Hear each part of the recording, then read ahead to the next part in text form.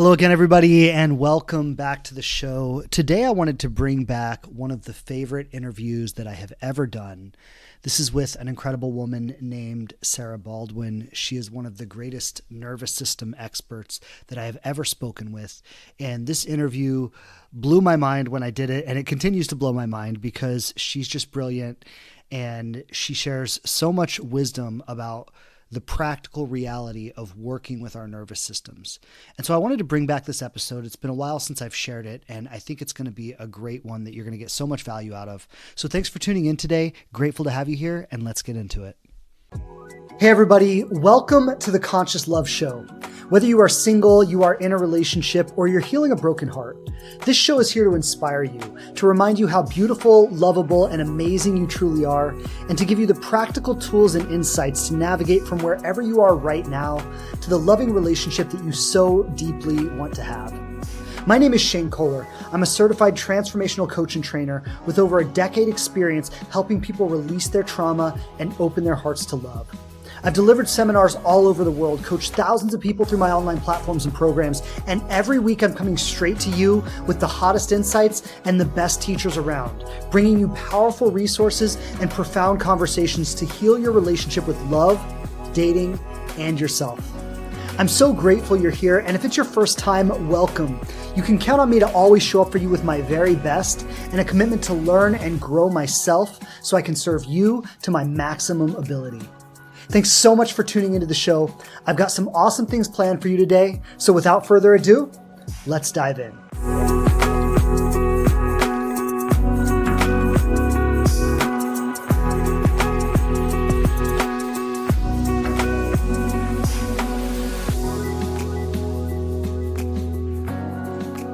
All right. Hello again, everyone. Hello and welcome back to the Conscious Love Show podcast.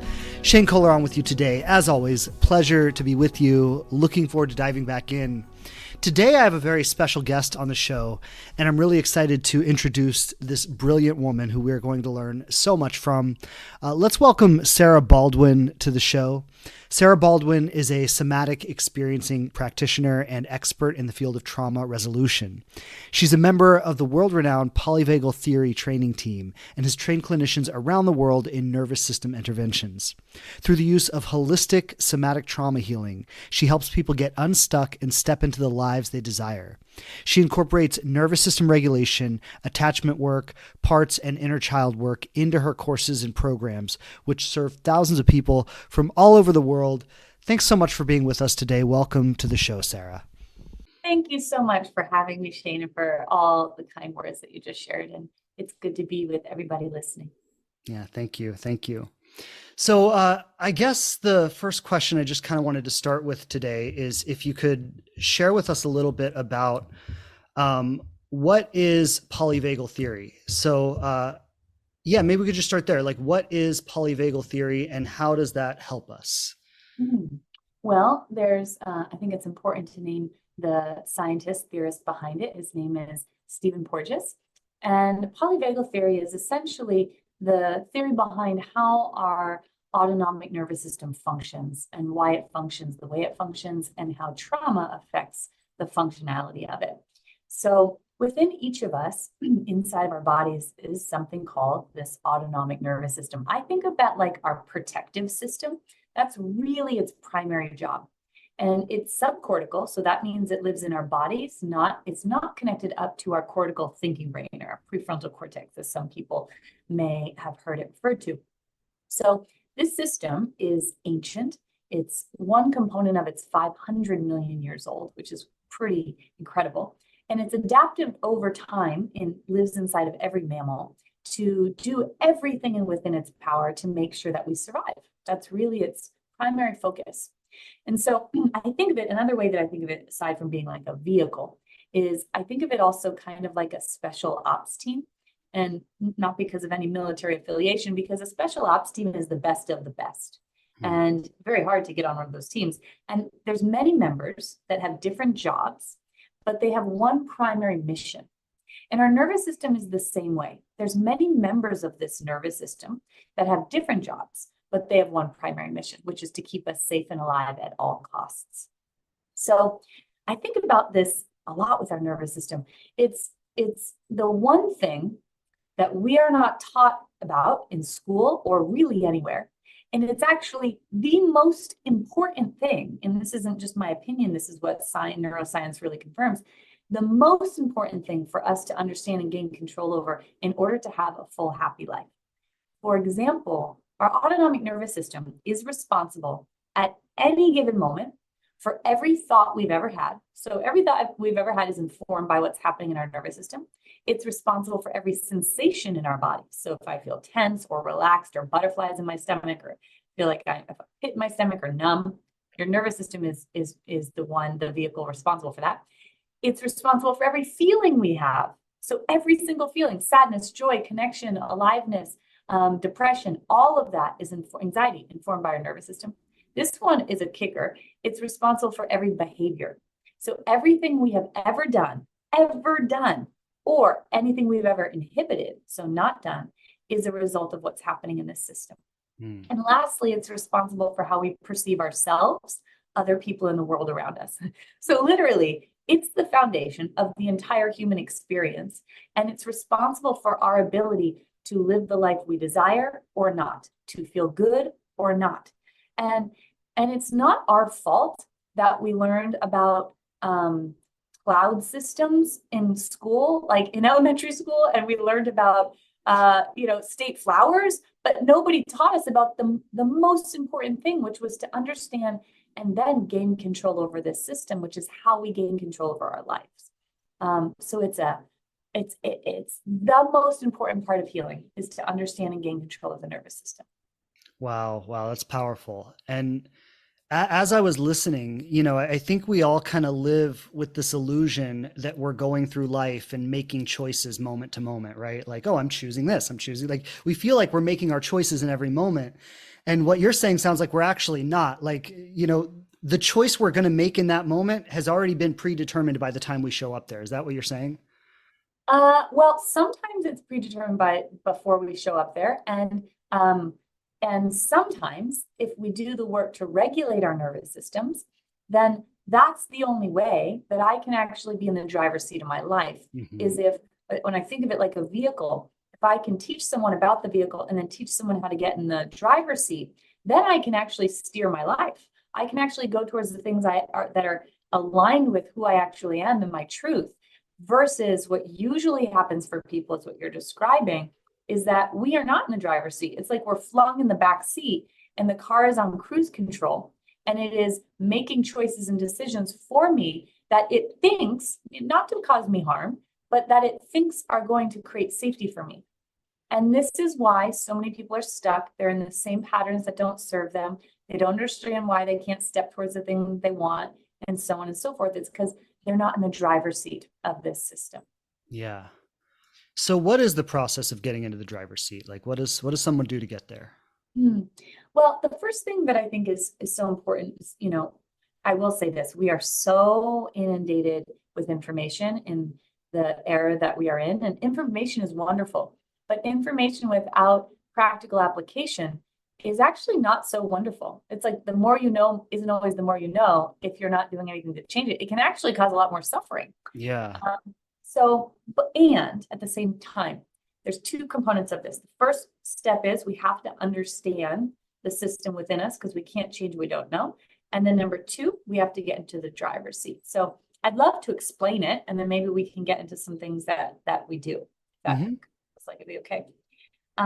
So the system that lives inside of us, again, I think of it sometimes like a special ops team.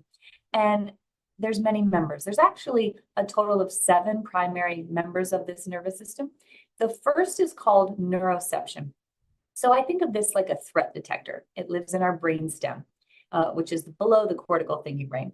And the way that this works, this threat detector works is, and this is what I'm about to say, for anyone who has felt broken or like something is wrong with you, or that you are beyond help, I hope that what I'm about to share shows you how exquisitely and perfectly you are working. You are not lazy. You are not, maladaptive. Your system knows exactly what it's doing. So this threat detector, every millisecond of our lives since we took our first breath, it looks out into the world and it says, is that safe, dangerous, or life-threatening? Is that safe, dangerous, or life-threatening? So milliseconds is very fast, right? So it's really doing this. Safe, dangerous, life-threatening, safe, dangerous, life-threatening, safe, dangerous, life-threatening. It also looks internally, that's called interoception, to see what's going on inside of us and that that's safe or not. Now, the way that it decides if something is safe, like literally everything, the prosody of my voice, it's picking up on the way you're tilting your head, it's picking up on the light in your room, that plant, everything is being picked up on. So within each of us, we have an internal database. I think of it like a computer system.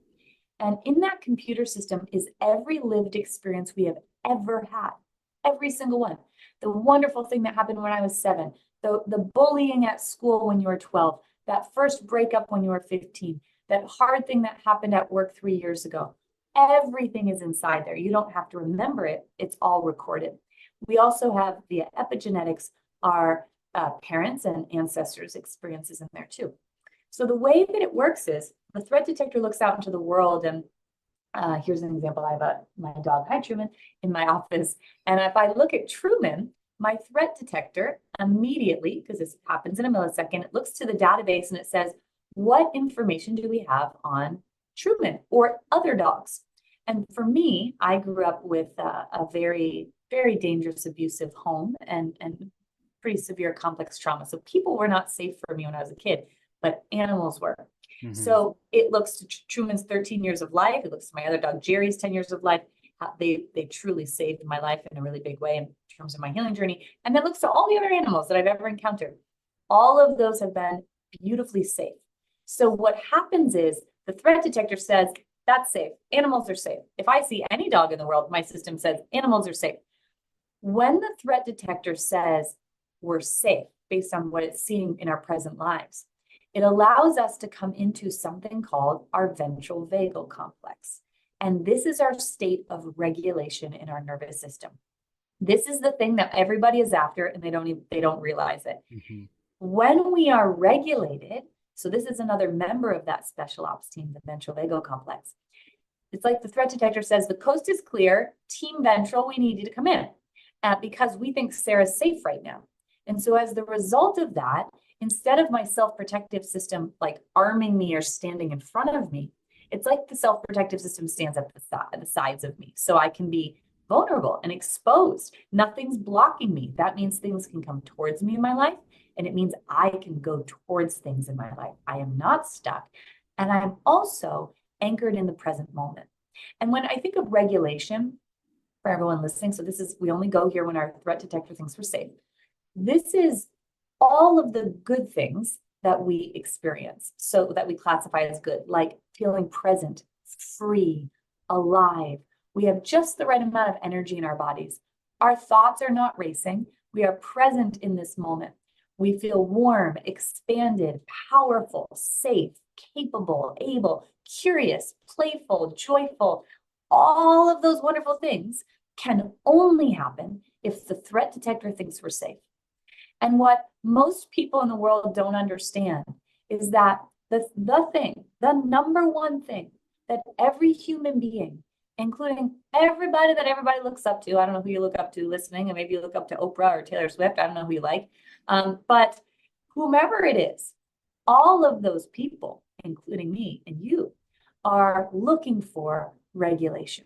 Mm-hmm. You can have the family, the lover, the children, the money, the house, the career, all the things you can have. But if you aren't experiencing them predominantly from this state of regulation, we cannot fully enjoy them. Yeah. Which is why so many people get those things and they're like, wait, why can't I enjoy them? Because I'm not in regulation. So it's the number one thing that the world is looking for, and we don't even know it.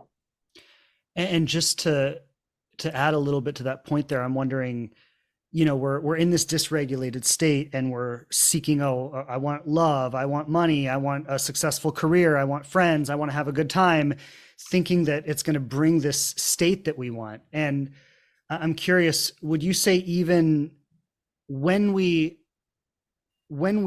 seek it from that state, not only can we not enjoy it when we get it, but is there also a tendency to not even actually get the thing we want? Like, you know, you go out and get the relationship, but it's not actually the relationship you wanted or the job you wanted, right? Exactly. Mm-hmm. So So the thing is, what we're all looking for is more regulation. That's the name of the game. That's the thing. It's the primary foundation of all healing and having a happy life. That's it. For every human being, every mammal, not just human being, every dolphin and elephant, everybody wants this. Now, for most of us, most of human suffering is happening because we are not, and a caveat to say that this, there's a whole category of experiences in the world where we are living in poverty, we are experiencing chronic injustices and microaggressions and all, that's another thing, which is real danger. So when we are in real danger or something called perceived danger, we become what's called dysregulated. Dysregulated, all that means is your nervous system's protecting you. Doesn't think you're safe. Right. Why? Because we have that database. So the way that it works is the threat detector looks for similarities. It does not look for identical matches. So the predominant reason for human suffering is because of something called perceived danger. And what that means is my threat detector looks out into the world and it says relationships. Okay, romantic partnerships. What intel or information do we have on romantic partnerships? And it looks to the database. Looks to your earliest childhood experiences for that, but also past relationships. And let's say that I had an experience in childhood where my needs were not met consistently. Maybe my parents were busy or preoccupied, or maybe they were selfish, and I was neglected in some way, and I had to actually caretake them. That's the blueprint that my system says that's what love is. So that's all I know. That's what love is. So when my threat detector is out in the world and it's looking for love, it has this as a reference point. So I am not going to be drawn to somebody who is consistent and sees me and is available and is vulnerable and is steady and loves me for how I am. I don't have to earn love. My threat detector says that's not love. I don't know what that is, but it's not love. And it's kind of actually, it's disgusting in some way. I don't like that. That's love. Oh, somebody that's not texting me back right away. Or I feel like I have to be really good in order for them to like me. Based on what I have in my database, that's what love is. And now in immediacy, I am drawn to that particular person because that's what my threat detector is saying is love. Yeah. So the way, and then I just want to get quickly to the question that you, or hold on one second. Come here, Chimman. Come here. Sorry, it's a fun thing about recording. I have a dog at the door who hears an assistant on the other side of it and is barking. It's okay. So I just want to get to this other thing that you named that is really important, is that these states of dysregulation and how they impact our lives. So there are three predominant states within our nervous system of dysregulation. They have different purposes and they do different things. One of them is called our sympathetic nervous system. And we go here when our threat detector thinks we're in danger, but we can do something about the danger. So imagine I'm running from a lion. I got to go. So this is all about amping up energy in our bodies. When we're here, we experience things like worry, frustration, anxiety, racing thoughts, urgency. Feels like there's a ticking time bomb. And if I don't do something now, things aren't going to be okay. I'll struggle with my sleep. I can't sit still. I have tension in my body, panic attacks, anger or rage or agitation. And it's a go, go, go, go, go. And my system will say, when you do this thing, then you can rest. But no, then there's another thing and there's another thing. Or I'm in a relationship and I worry the person's going to leave or they're mad at me or whatever. So I'm trying to try that on so people can see it's a lot when we're here. Now, this is like when we're self-protected, it's like our nervous system is standing in front of us. So it's not standing at our side like when we're in regulation where we're free to step towards what we want. It's literally like it's blocking us. It's blocking us from what it thinks is dangerous, which also keeps us from stepping into the life we want. It keeps us stuck because we have a literal wall in front of us. And then just quickly, I want to say there's two other states of dysregulation. One is called our dorsal vagal complex. That's actually the most extreme form of self-protection. And we go here when our nervous system says, wow, there's life-threatening danger. It's very bad. And I don't think we can fight this. And I don't think we can get away. But what we can do, my love, like it's kind of like it's saying that to us. It says, what I can do is I can help you leave your body so you don't have to feel the perpetual pain of what I can't stop. When I learned that, I thought to myself, whoa, human beings have let me down. I have been all alone. And yet there's been a system inside of me that has never stopped loving me. And when I couldn't leave my home that I was being abused in, it helped me leave my body. So I didn't have to be with that because I would have died. It would have Wow. been too much. And this is happening for people all of the time. Hmm. Now, this state, and every male animal in the wild, like an animal that's about to get eaten, its system will say, my love, I can't make this stop, but I can help you to not feel the pain of this. Right. So this is the opposite of that sympathetic. It's shut down. So I think of it like a bear in hibernation, energy conservation. So when we're here, we experience things like, even if you slept, you feel exhausted. This is where apathy lives. Like, I don't really care. You feel in a funk. Starts to be difficult to think. Simple tasks feel impossible. This is where shame lives. We feel numb, disconnected. We feel really alone, but deeply desiring connection, but feeling like we're separate or different. Incapable, unable, like I can't. Depression lives here, dissociation. So it's all about this leaving my body and shutting down. Very common state. I'm And curious. It almost sounds like burnout. Is burnout a part of that? burnout is this experience of going from, you might start in regulation, and Mhm. then what you're doing is, because capitalism breeds burnout, it is not autonomically aligned. The Mhm. system that we live in is actually not meant for us to thrive. It's meant for us to literally run our bodies until they cannot function anymore. So burnout is the experience of being in sympathetic for a long time. Hustle culture. Do more, do more, do more. No, I'll check my email at 9 p.m. because you know what, it's fine. I need to get it done. And now all of a sudden I'm constantly in this state of going mobilize, mobilize, mobilize, mobilize. And that's kind of like if I'm running ultra marathons every day for my nervous system. I'm in this sympathetic state, hustle, go, go, go, go, go, racing thoughts. I'm not really sleeping anymore. I'm going. Adrenaline and cortisol is in my body all the time. Mhm. Eventually, what happens after months or years of this is our nervous system says, this isn't working to get the threat away, get away from the threat. And our system, internal system, because every single organ system in our bodies, by the way, works with our nervous system to help it function. If you're in dysregulation long term, what happens is, or even short term, every organ in every system is communicating to your autonomic nervous system, or actually your autonomic nervous system is communicating to them, and essentially says, hey, I think, there's a theoretical lion, or my work is really busy, but that means like a theoretical lion. And every organ system is spoken to and say your liver, gallbladder, your GI tract, your thinking brain, prefrontal cortex, your immune system, all of those systems take a lot of energy to function. And your nervous system is saying, well, I need the majority of the energy right now because I think that we're going to die. So every system, it's so beautiful. Our GI tract says, I can give up this amount of energy. I don't need to absorb all those nutrients because who cares? We're going to get eaten by lions. So and nutrient absorption goes down maybe 50%. Your immune system says, who cares if we get a cold? We got to survive this lion attack. And the same with every system. So every system is functioning suboptimally in order for us to stay in dysregulation long term.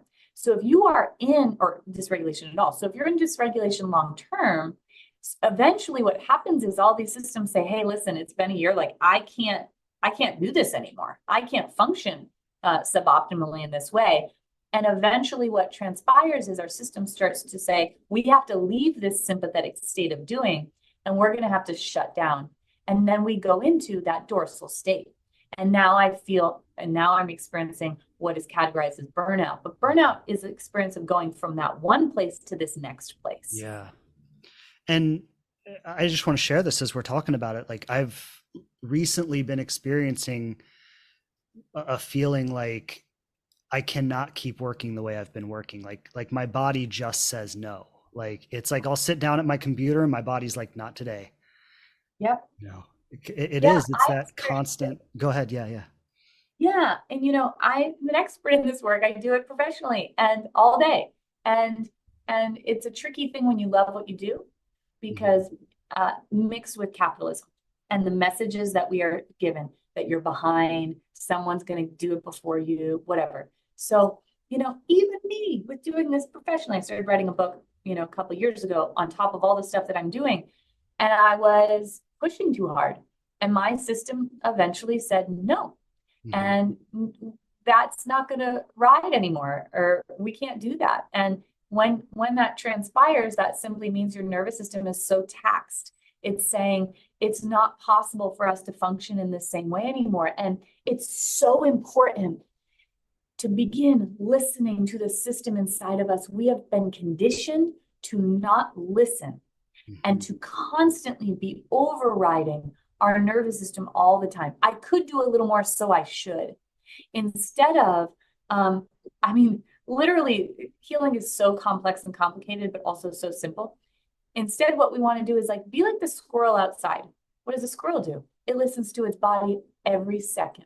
If it feels like it needs to sunbathe, that's what it does. If it feels like it needs to rest, that's what it does. If it feels like it needs to play, it does. If it feels like it needs to build a nest, it does. So it works, but it rests.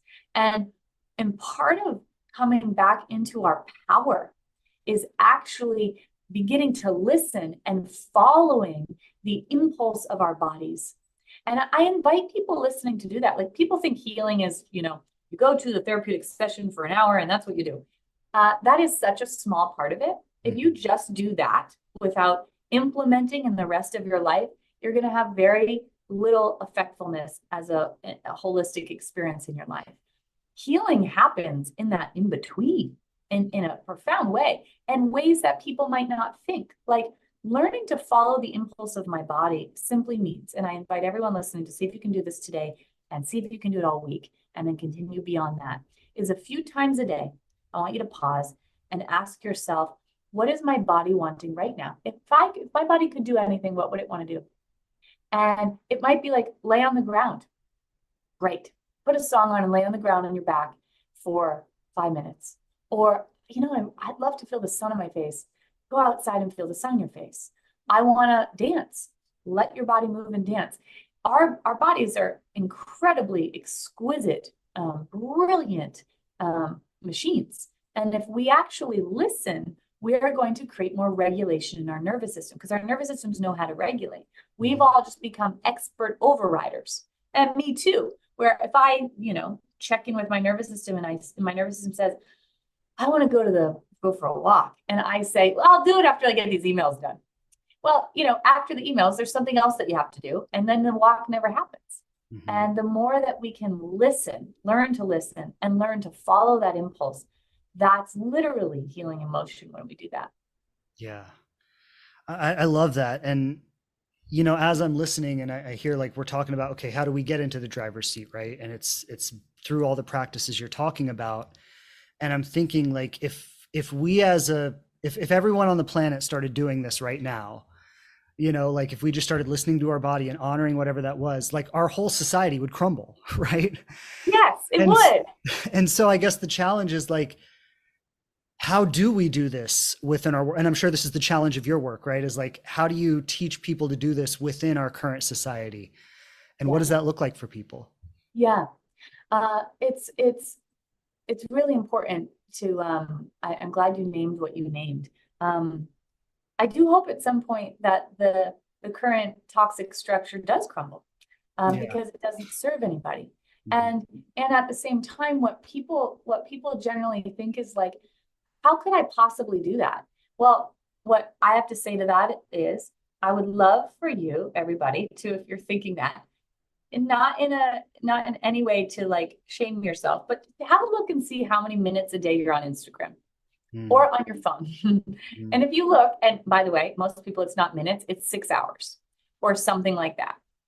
What I want us to look at is the amount of moments where we are distracted with something else that we could use as a moment to regulate.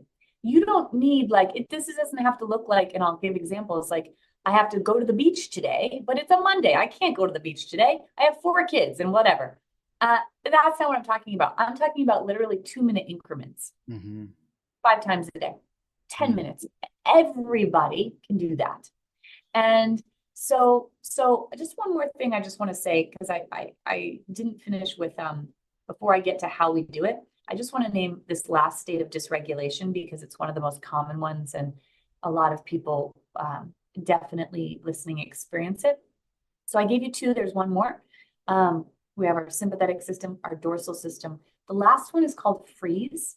It's an incredibly common state of dysregulation. And it's a combination of that sympathetic, so high energy, met with dorsal, shut down. And it's equal parts of each. So when you have two equal and opposite forces that come together, it renders you stuck.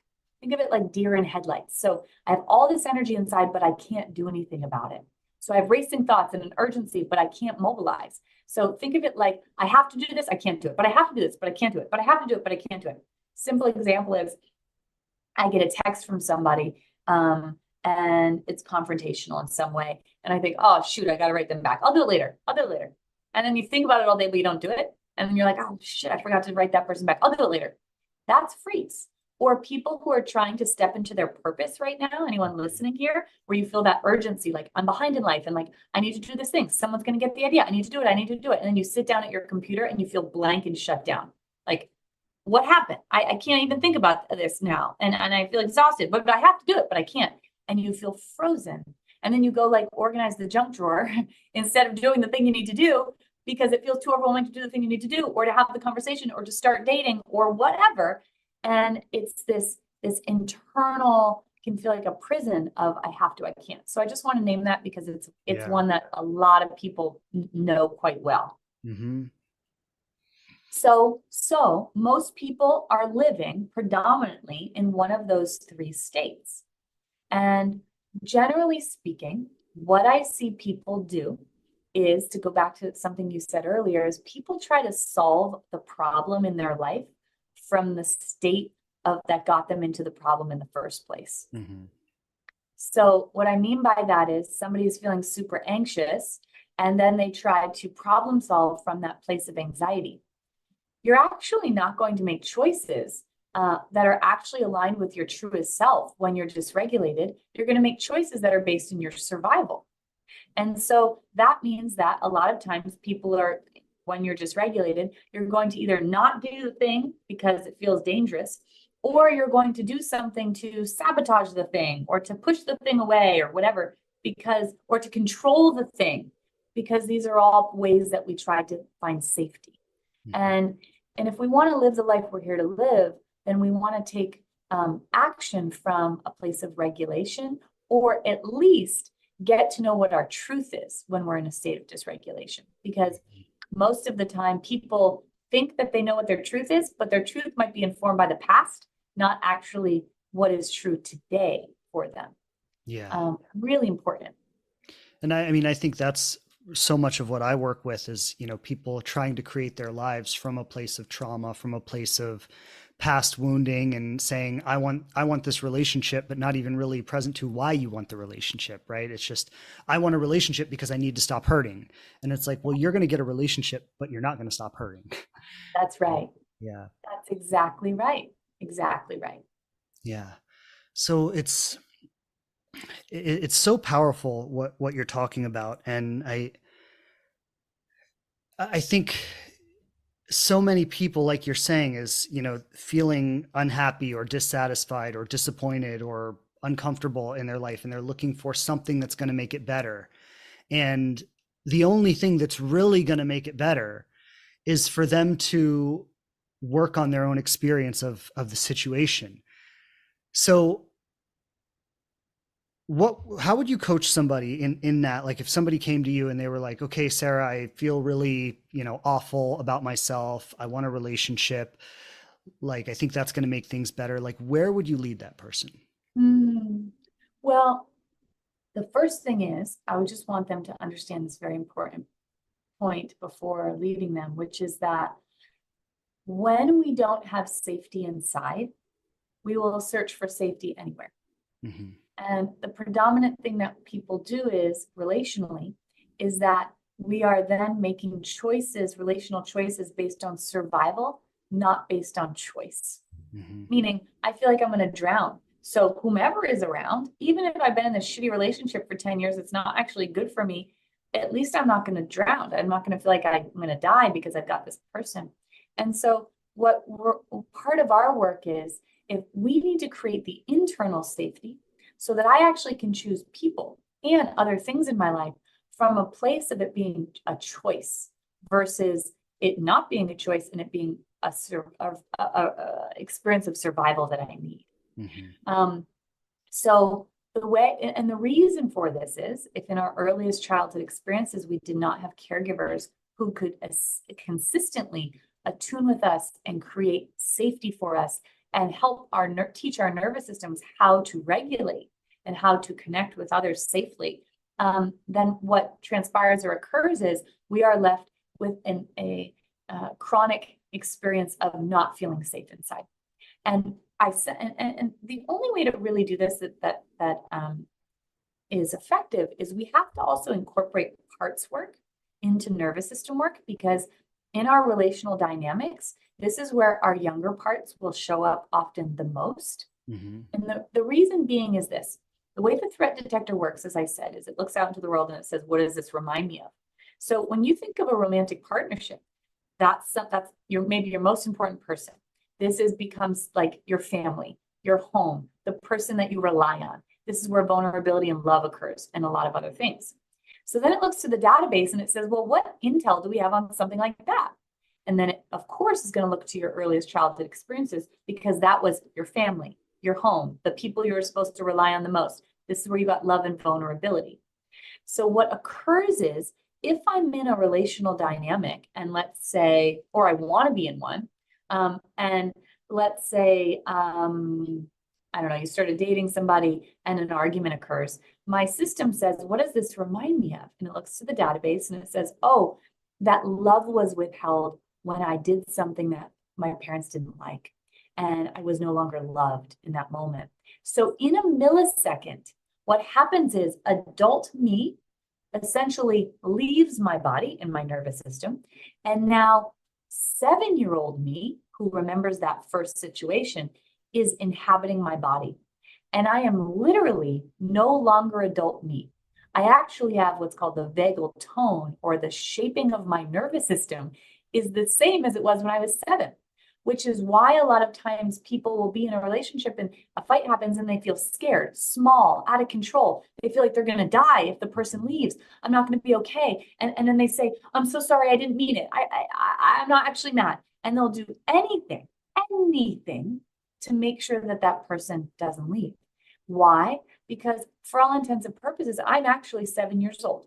And if my system is saying, well, I will die in the world if I don't have my caregivers, I'm literally not going to be okay. And this is why all of our actions and behaviors in that experience is to make sure the connection stays, because our system thinks if the connection doesn't stay, I'm not going to be okay, which is why I hear this a lot. People are like, say to their friend, why don't you just leave? Like, you deserve better, or, whatever. Well, the reason is because I'm essentially 4 years old in this situation, and I'm not safe to leave until we can get our adult selves to become what I call the primary parent to our younger parts. Otherwise, what happens is the young parts are looking for everybody else to pick them up. They're looking for partners to pick them up and save them. They're looking for friends. They're looking for success. And we are the light at the end of our tunnel. We are the only one that can rescue our parts, which is, I know some people listening might be like, what? This is terrible. No, it's empowering, because that means the answers are within. And when we do that, now I'm the primary parent, which means I have safety with myself. And the younger parts stop showing up so much in my relationships. And that means that I have internal safety to make choices that are actually informed by what my truth is. I love that. And I see it happening, and I don't necessarily have the language you have around it. And it's beautiful to hear you giving these like really concrete terms to these experiences that I have and my clients have. Like, it's so beautiful to hear it all named, and, and like there's a word for it, and there's a mechanism behind it. And I see it a lot with my clients where and it sometimes happens very suddenly, where they move into a space of like feeling very safe. Right. And all of a sudden it's like all the stuff that they've had for years around like dating, and like the person ghosted me or they're not texting me back. It's like, it doesn't exist anymore. And they're just like, oh, they didn't text me back, whatever. And it's like this shift happens when they can finally figure out how to feel safe within themselves, right? Yeah. And you mentioned the reparenting of the parts, which is something I teach, right? Is the reparenting of our own dysregulated childhood stuff. And so I'd love to hear, oh, this is what I was getting at is, I see the people who do make the shift, right? They feel that safety and they go, oh, like I finally feel free. I finally feel like I can live my life and be happy and a relationship will come when it comes, but I'm not defined by that. Yeah. And then there are other people who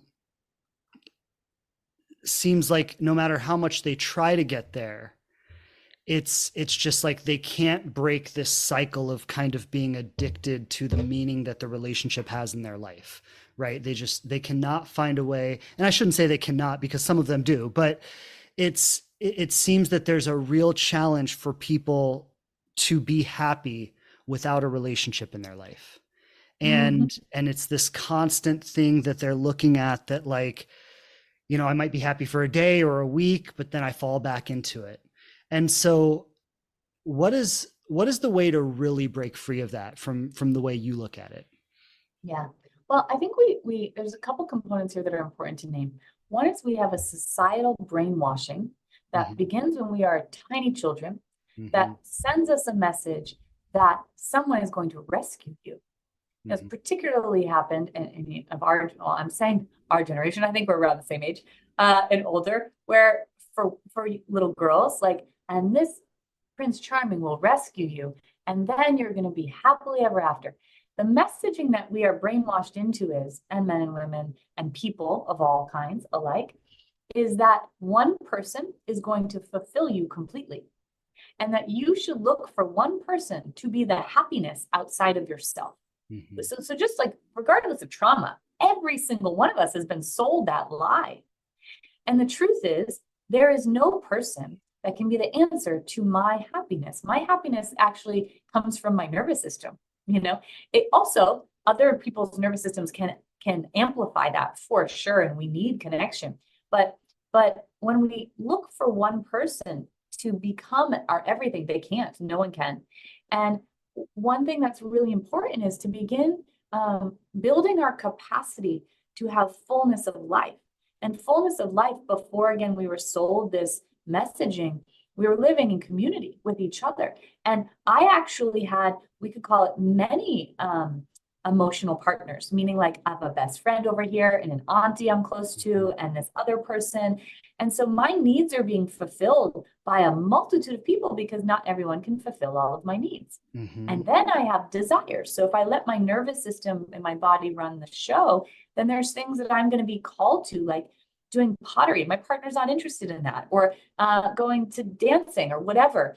And I start to build a full life that is actually informed by my internal truth. And so for anyone that wants to date, I will always say, or you're struggling in your relationship, how full does your life look? If you're Mm-hmm. challenged in it, usually your life does not look very full. Yep. And so we want to challenge ourselves. If you want to have a healthy relationship, and I don't think this is talked about enough, you must also not just be focusing on who's the partner and where are they and how do I find them, but how full is my life and how filled up do I feel by it? Mm-hmm. And that part is so integral when it comes to finding a romantic partner and feeling fulfilled if you are in romantic partnership, because now I'm not putting the burden on one person to become the ideal parent I never had. Yeah. Because that's what we're doing. We're trying to make them the ideal parent. Mm-hmm. And I feel that, and I even see it in myself, like with my wife, is like sometimes I just want her to be the mom. Like, can you just Yeah, handle it? And then I'm like, no, she can't. Why? yeah, Because I'm a grown up, right? yeah. Yeah. I mean, we all feel that, right? We all just want that someone to just make it all okay. And, Yes. maybe in a spiritual sense, after this life, we get that. I don't know. But like here, we're not doing that, right? Here, like it is up to us to make it okay for ourselves. And Yes. I love what you said. And the way I often talk about it is like, you need to, bless you, Excuse me. bless you. Um, like the way I often talk about it is that like you got to follow your passion, right? Like your life needs to be fueled by your passion. And I even see when I'm coaching people, it's like, okay, well, just forget about dating for a little while. Just focus on getting out and living the life that you love. Like, what do you want to do? Like, if you could do anything, what would you do, right? And then they get out and, well, I want to dance, or I want to go to yoga, or I want to start a business or whatever. And then they even do that thing through the lens of like, am I going to meet someone at yoga? Am I going to meet someone at dance? Right. And it's such like a seductive kind of thing that we've been sold. And I think a lot of people really feel that this kind of happiness, just for being me, just for being alive, just being in love with myself and the life that I'm living, a lot of people feel that that's actually not possible. Yeah. And something just to name like a practical, simple practical thing of like, how do I do this? Because what we have put on someone else is you will be my source of all joy and pleasure. Mm-hmm. And then life will be better. And and then what happens is at the beginning, because there's so much chemical exchange happening Mm-hmm. and it's like a drug. But then after a year, what occurs is now I'm back to feeling what I was feeling before, which is empty inside. And so we have to build our capacity to be able to experience and generate pleasure in our lives. Pleasure can mean so many things: joy, it's connection, it's aliveness, um, on my own. And a simple way, like very simple way to do this is like go outside and use all of your senses. So, what is it like to experience and receive the sun on my face? And can I take in that? That is pleasure. And it's also for anyone here who wants to learn how to receive more and create more abundance in your life, you have to build your capacity to receive. Mm-hmm. And literally, a step like that, that seems like nothing. If you start to do that every day, like I have this cup of coffee and I smell it and I'm like, oh, this is amazing. It smells so good. Let me taste it. Oh, I love this taste. It's warming my body. I'm learning to build my capacity for joy and pleasure right now and receiving. And the more that I do that, I start to live a joy and pleasure centered life. And so then I meet and by the way, when you're in that energetic place, that's a high place of regulation. That is because like attracts like. Now I'm in the world in a way that the world is reflecting back to me that kind of experience. And it's almost like you've turned the signal or the light on inside of you, and which can be seen outside of you, that says, this is what I create for myself, which means this is what I am in many ways demanding of whomever's in my life, that they Yes. reflect it back. And Mm-hmm. I'm demanding that of you because that is what I demand of myself. And this is all nonverbal. And then what occurs is the person shows up and because they're doing that for themselves, they want to do it for you and you Mm-hmm. want to do it for them. And now I've attracted my partner. And I think so many of the times people, they're over here on the beginning of like, I'm alone and want a partner, and they want this ideal partner over here. And they just think that they're going to somehow like jump over here without building a bridge. You have to build a bridge. Yeah. And what I'm talking about is not small. It is so substantial. When I can do that, I'm regulating my nervous system. I'm building my capacity to receive. I am building my capacity, and that just simply means my ability to hold joy in receiving and pleasure and goodness. And then all of the sudden, but not so all of the sudden, I'm now drawing in people who reflect it. Mm-hmm. And as I'm listening, I'm just thinking about it. And it's, when we live our life in dysregulation, and then we meet someone and we go from this state of dysregulation to this chemical high. And it's like we've gone from feeling awful to feeling euphoric. Yeah. It's so seductive to think like, oh, well, that's what I want.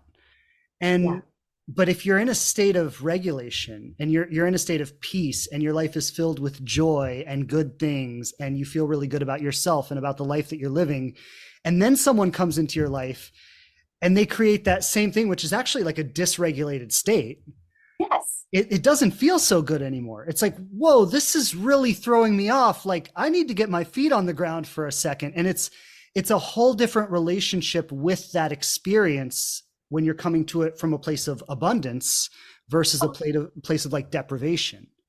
Yeah, and the exciting thing is when we do this work to regulate our nervous system, to address our parts, to build our capacity for what I just talked about, what occurs is now I'm home with me. My little parts, they're not looking for someone else to pick them up. Like I'm the home. I Mhm. am the light at the end of the tunnel. I feel safe inside. So somebody wonderful comes along and I say, well, they're really wonderful. Well, now I'm in the interview process, as they should be of you, by the way.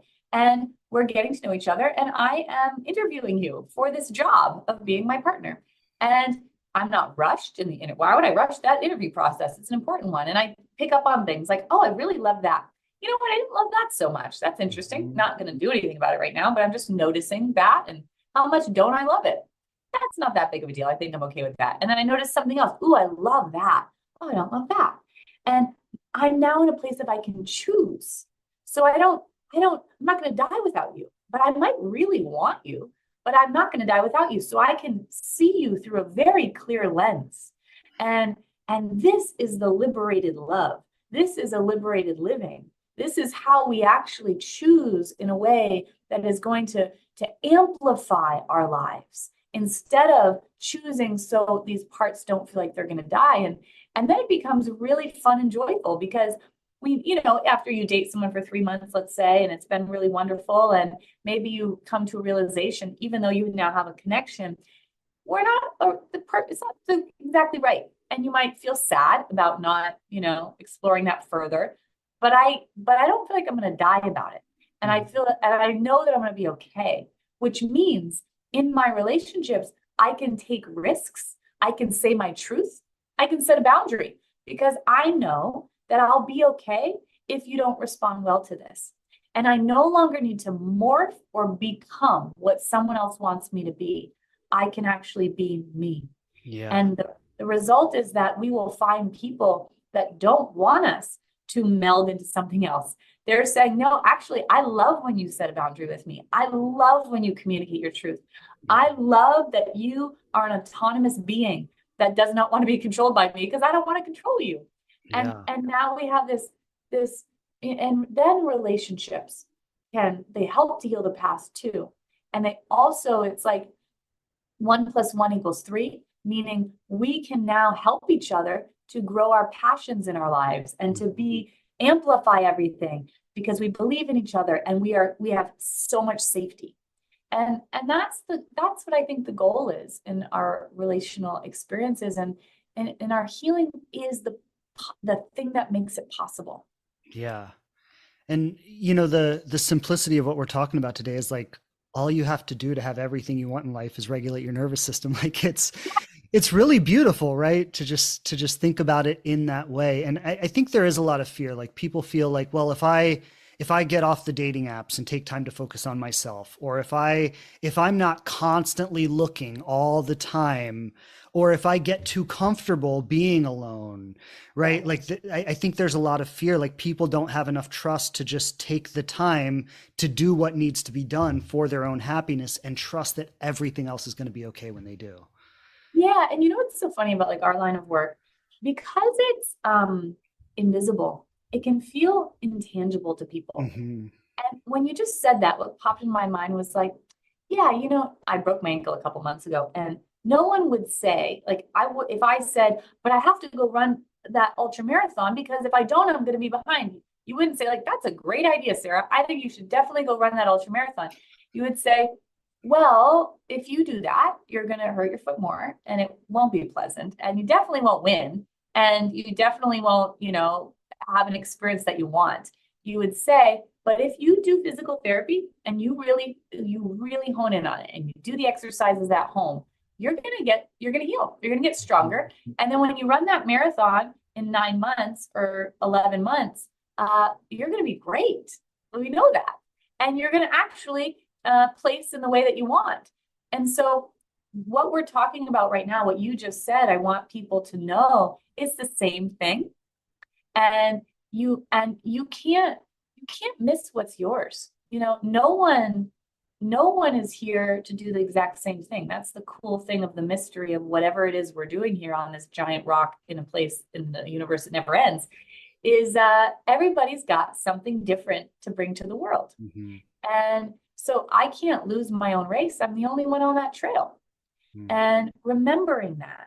And that means that I also can't lose what is for me in terms of relationally, because I'm the only one on that trail to that other person or multiple people if someone's poly. I'm the only one on my trail to them, but I can miss it if I don't do the work that is necessary so that I can walk that trail. Yeah. And that's it. When we do that, life unfolds exactly as it's supposed to. And I'm saying that as somebody who was so debilitated by my trauma, I had to spend a full decade. Literally, I couldn't function. I didn't, it felt like I lost a whole decade of my life. And I thought, everybody's ahead of me. I'm so behind in life. I can't even have a job. I can't do anything. I'm chronically ill. I'm so traumatized. And then a lot of people, and I'm sharing that because a lot of people today would say, like, well, look at you and all the things. And well, it's my healing that brought me here.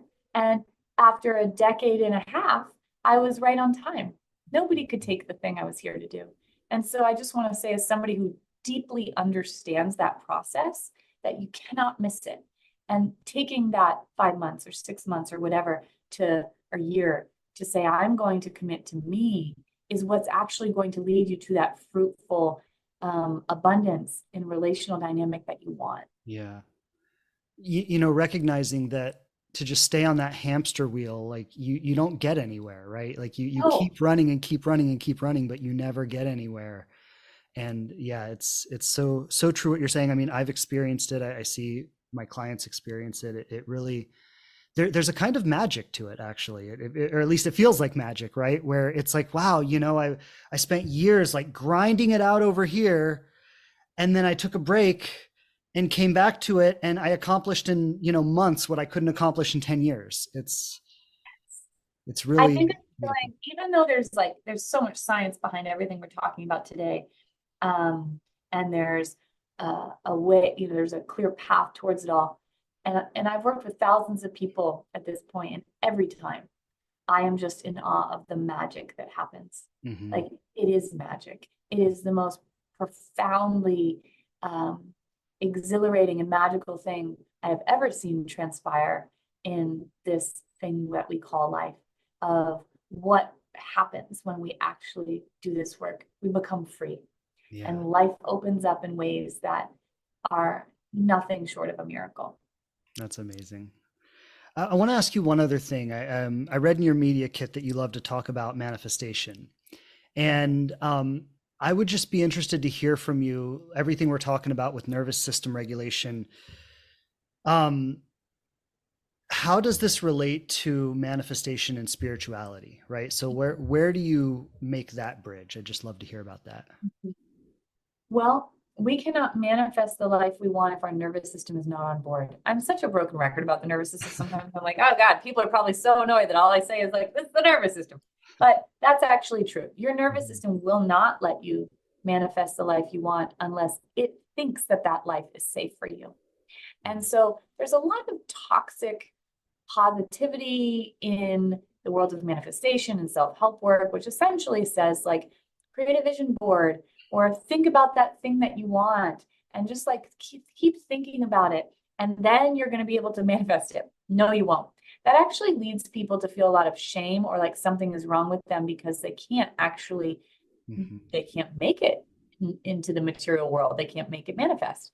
And so I care a lot about explaining why and then what actually needs to happen, because I was one of those people that went to all these retreats and I was like, wait a minute.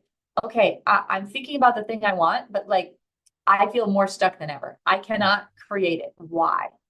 So more often than not, and actually with the thousands of people I've worked with, I've never seen this not be true, is that I say this a lot: wherein lies our greatest desires, lies our greatest healing. So wherein lies the things you want the most, lies your greatest healing. And that makes me think we have a very a universe that has, or whatever you call that, God, whatever, the great mystery, has a sense of humor. And because the thing about this is, it gives us these Mhm. desires of our soul, you know, and everyone's are slightly different. And maybe some people listening have desires for like creating a business or purpose or having children of your own or a relationship. But let me just take a purpose for a minute as an example. Let's say I want to start this business and we want to think about what does that require of me?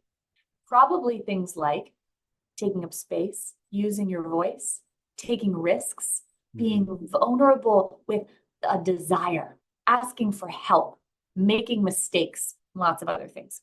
So guess what occurs? The threat detector looks to the database and it says, as I'm going to try to step towards those things, it says, what intel or information do we have on making mistakes, using your voice, being seen, asking for help, being vulnerable? And let's say in my childhood, I received love when I got everything right. That means mistakes aren't safe. Let's say using my voice was not safe. I was told I was too much, or well, that doesn't make any sense, or you're not smart, or whatever. So what happens is, as I go to try to step towards the things I desire, my nervous system says, based on the past, those things aren't safe. And it stops us in the form of dysregulation or stuckness that we feel or experience. And there's no amount of trying to will your way towards that thing that is going to work. I can tell you, as someone who tried to do that for a decade, you cannot outwill your nervous system. Even if you are a stubborn person like me, it's not possible. And so this will leave people perpetually stuck. And the confusing thing is, when you are like sitting on your couch, the comfort of your own home with your robe on and blue blocker glasses, if you're like me, and it's 8 p.m. and no one else is there, your nervous system is going to let you fantasize about that thing you desire from the comfort of your own couch, because it's saying, well, you're not actually stepping towards it today. You're inside the house. There's nobody here. So yeah, we'll let you be regulated around that. Feel everything about it. So the person's like, oh, dating. I just watched Bridgerton and aren't these people so beautiful? I want a partnership like that. Oh my gosh, I can feel it in my body, like that sensuality and pleasure and like, eroticism, all the things. I'm so excited. Or, I'm fantasizing about the company I'm going to have and the millions of people I'm going to help. And someone can really feel that. And then what happens is, what's confusing for people is, the moment you try to mobilize or step towards it, your nervous system says, wait a minute, you're actually going to you're actually going to get off the couch. You're going to do something about this. It's like alarm bells, like, whoa, yeah. Like, no. Don't actually do something about it. And it stops you in the form of being dysregulated. And this is what's so confusing about manifesting, that people, and then there's a second component I want to share, but people don't understand. That's happening because our nervous system is saying that's not safe based on past stuff. Yes. And there's no amount of you feeling into it that's going to actually be effectful. The only way is to begin taking what I call tolerable steps that show, not tell, because your nervous system needs data, that what was once dangerous is actually safe. And so the last thing I want to say about this is, what usually happens is, so I'm over here, and then way over here, 100 miles away is the result I want, or the experience I want. And what most manifestation work does is it has you feel into that alone. And then somehow you're supposed to jump over this big chasm, and it doesn't work. And not only that, but let's say like someone's writing a book, right? And you think about, you feel into it. What is it going to be like when the book is here? Which we do want to do, but you feel into it and you say like, oh my gosh, millions of people are going to read it. It's going to be a New York Times bestseller. It's going to help people's lives, and so on and so forth. If you try to take a step from that place, essentially it's like your nervous system, you're writing the book, and it's like your nervous system thinks there's a million people watching you write a sentence. And it's saying like, that's not safe. What? No way, that's not safe. Because I don't have the capacity yet. And this is such an important point I'm about to say. None of us have the capacity to hold the life we will be living in a year or 5 years from now. Nobody does on the whole planet. And so if you try to be in that space of here's what it's going to be like in 5 years, your nervous system is saying, well, that's too scary. That's too much abundance. That's too much vulnerability. So if you try to take a step as if that's happening right now, your nervous system will totally stop you. So instead, what I invite in is, we want to feel into it. So imagine it is real today, because it's not actually about the thing. It's about how the thing makes me feel. Once I have that alive in my body, my job, and I'm marinating it again and again so that I am undeterred. And I know, this is going to happen. You need to marinate in that. The more you marinate in it, the more you cannot be deterred. Things happen, roadblocks happen, but I know like I know. So we want to do that. But then we actually want to like shelf it, put it on a shelf. And what I do is I say to my nervous system, hey, nervous system, I'm working on a TV show. We're going to have that show, but not today, because I know today that would be way too scary for you. And that's way too much today. So today, what we're going to do is shelf that. It's not happening today or until we're ready. I get to make that decision. Today, we're going to take what I call a tolerable step. Now, a tolerable step means two things. You can complete it. Number two, it doesn't feel good. And a lot of people are like, well, wait till it feels good. It will never feel good. Mm-hmm. The reason it doesn't feel good is because your nervous system is saying, wait, are you sure that's safe? I don't think that's safe. I don't think that's safe. But if I take a small enough step, my nervous system isn't going to block me. It's going to let me do the thing. So if you want to like, step towards your purpose, it's not start the whole thing today. It's today I'm going to just look at other people's work in this field and just notice what inspires me. I'm going to spend 1 hour doing that. And your nervous system might feel a little overwhelmed at some point, but you can finish it. And if you finished it, step complete, you just took a tolerable step. That means you just laid a plank to build the bridge to where you're going. And if we want to get to the only way I have done anything I've ever done is through continuous tolerable steps. That's it. Yeah. And that shows, not tells our nervous system that the life that we are going towards is actually safe for us. I think any coach who's worth their salt in anything is coaching that exactly, right? Those small, tolerable steps towards your goal in any domain, right? Like, because that is the way it works 100%. And I think one of the biggest things we struggle with around that is, taking a small, tolerable step feels so boring in comparison to going out and hooking up with someone and having that insane rush, right? And so it is like, even learning to let that be enough. I think you were touching on it earlier when you talked about like feeling the sun on your face, or just like receiving those small pleasures that amount to big pleasures over time, right? But it's bringing ourselves down a little bit to really be able to accept that and let that be okay. And that when we do that, that actually feels really good, because we're not in this pressure of we're always living in it's not enough, right? So to let that be enough feels so good. Yeah, and I think of it like anyone who's dating, let's say, how can I change my orientation to this? And think of it like savoring something. Mm-hmm. Like it's like if you have a good meal, you're like, oh, I want to savor this, like the last bite. If you rush the meal, it's not as good. And so I think about that, like let's say you're going on dates, and even like a second date, instead of thinking, am I going to marry this person? Is this whatever? You're missing the opportunity, what's happening right now. Yes. And can I savor like, their eyes are so kind. To me, there's nothing more beautiful than looking at kind eyes. And can I actually let myself savor that? Like, I want to take that in. Like, ooh, that's so, I'll do that even at a coffee shop, like with someone, giving me my coffee. Can I savor that? Oh, that's so nice. What does that feel like in my body? Or like they say something funny. Ooh, I like that. Or they ask me a question. That feels so good. This is what actually makes dating fun. Yeah. And enlivening, and the not rushing to this place that we will do when we're needing survival. But when we can approach it this different way, it makes it a beautiful process, including when we're already partnered. Like, how do I awaken my marriage?